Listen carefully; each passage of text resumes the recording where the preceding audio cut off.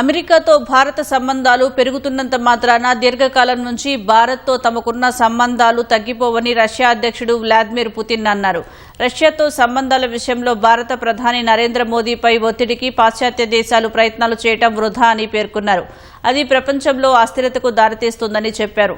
Saint పీటర్స్బర్గ్లో ప్రపంచ వార్తా సంస్థల అధినేతలతో మాట్లాడిన ఆయన భారత్ తమకు విశ్వసనీయ భాగస్వామి అని ఉద్ఘాటించారు.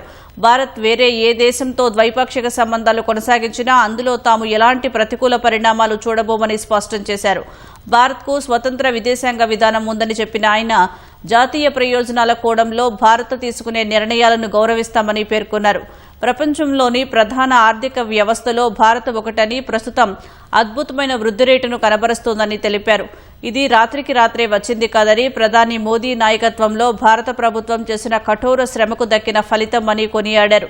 భవిష్యత్తులో ఇరు దేశాల మధ్య ద్వైపాక్షిక వాణిజ్యం $100 బిలియన్ చేరుకుంటుందని తెలిపారు.